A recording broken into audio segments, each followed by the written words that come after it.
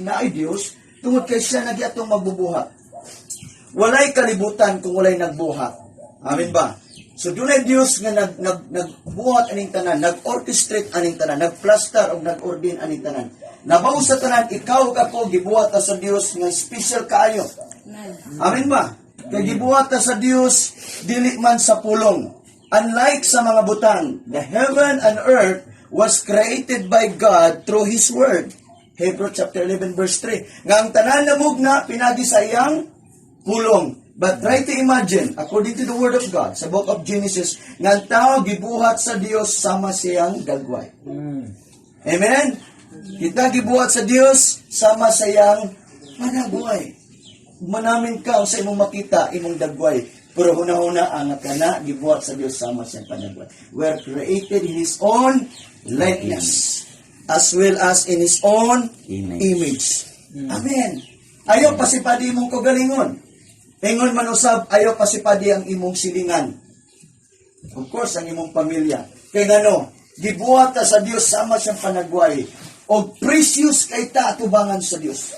Amen. Kung unsa ka importante ang imong kagalingon para nimo, kung unsa ka importante imong pamilya para nimo, so tiyan ko ikaw, mas labaw nga importante kay ta sa Dios. Amen. Yes. Mao bitaw ang yawa, gusto gyud niya nga kita pildihon. Gusto gyud sa yawa nga kita daoton. Kay kabalo ang yawa nga kita gimahal pag-ayo sa Dios. Wow. Praise God. Amen. Yes. Amen. Amen. Labaw sa tanan, inumduman nato nga ang yawa dili kapahimalos sa Dios. Dili niya kaya ang Dios. Human siya gihulog tungod sa pagrebelde dito sa langit sa Isaiah chapter 14. Nakita sa yawa nga di gyud niya kaya ang Dios. Gani gihulog siya sa Dios, sa diya nakasala siya sa iyang hunahuna. Kapita maghunahuna ka, ang sala sa yawa naghunahuna siya nga mulabaw siya sa Dios. Hunahuna pa lang nasabtan sa Dios. Nakita sa yawa nga di niya kaya ang Dios, humana siya gihulog, nawala ang glory niya. Pag nasayod siya nga gihugmata sa Dios. Ngano, kay gibuhat na gikasama siyang panagway. Wow. Praise the So Lord. gusto sa yawa, gubaon nimong kinabuhi, daghang litag sa yawa, daghang buhaton nga strategy sa yawa, maguba ka, maguba ang pamilya, maguba ang imong pagbati. Muna importante nga naay pagdasig, dunay word, dunay pag-encourage sa batag usa tungod kay is only the word we can be strengthened. Only the word we can be empowered.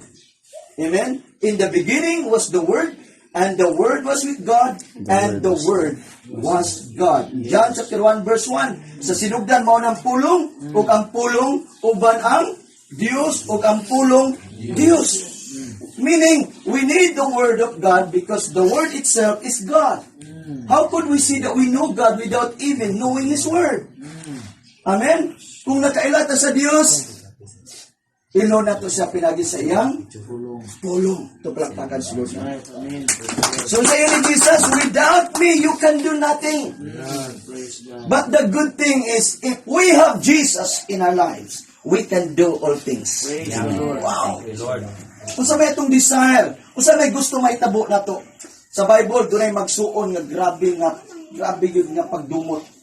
Nabasa ba mo sa Bible, sa kinabuhi ni Esau o ni Jacob, tungod lang sa pagkuha sa birthright. Naglali sila tungod sa lugaw. Try to imagine, usay day, pwede di ay, bisa pagbulpin, pwede day na mahimo ng hinungdan. Ang grabing pagdumot. O batod pa nila, Pastor, ang hinungdan, kanarag yung muhon, nagpinatialay. Grabe ni gininyawa.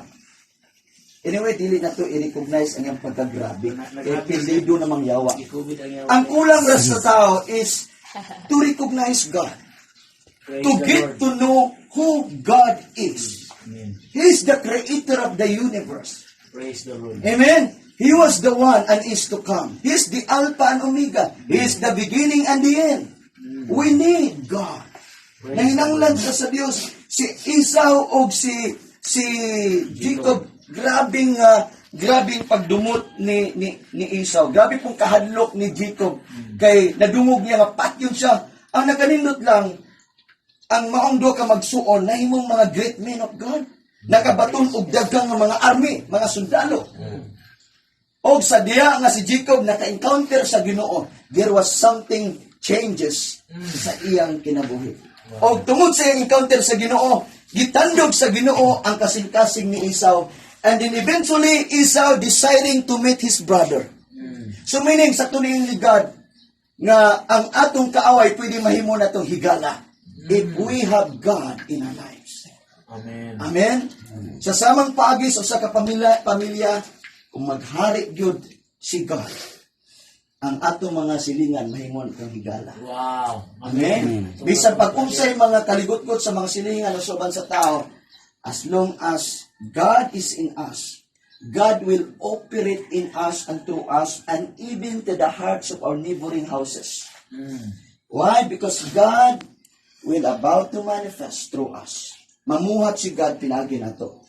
O ang imong mga pag-ampo, tubagon na sa Ginoo. Now, ingon si Christ, without me, you can do nothing. Now, verse 6, if a man abide not in me, now, muna pinaka-danger dire. If a man, now, condition, meaning, kung dili ka, dili man tarubot nga pwede lang tuklokon nga mo pabilin ka diha. So, meaning, natay gitawag, mati pa ni Pastor kanina, natay gitawag og free will.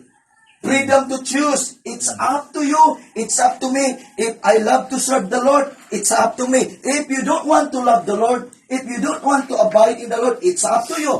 But ang condition mo ni, if ikaw ang mo decision, I have to serve the Lord. Amen? Imo ng decision, ayaw sayang ang adlaw panahon. Kay mao ni matapas Bible, ug mao ka na nga adlaw sa imong kaluwasan when you hear the word. When you hear the gospel. If a man abide not in me, he is cast forth as a branch, and is withered, and men gather them, and cast them into the fire. Matod pa ni Christ, kung dili kamo magpabiling kanako, Wow. kamo itambog ingon nga mga sanga. Kisay nakatisting og pangahoy. Nakadumdum ko sa una, nangahoy mi, wa mi kita kay kahoy. Nakakita mig sanga, ang mga kahoy, nga na mga sanga nga patay. Mora ba na nindot isugnod? Amen? Kaya nga naman, patay naman na. Namatod pa din ni Jesus, kung ang sanga dili mamunga, malaya siya. Oh, hallelujah. And men gather din, kay mga hulog naman na siya. Tapukon siya sa mga tao, o matod pa din, and cast them into the fire. Sa Bisaya version, isugnod kini. Try to imagine. Now, nga naman nga si God, naghatag aning reminders nato. Now, nag-discuss man ta the importance of knowing God. And the first one is because He's the Creator. The second one is because He's the Father. Amen? Nga nung importante nga mo ilata sa Dios, tungod kay He is the Father.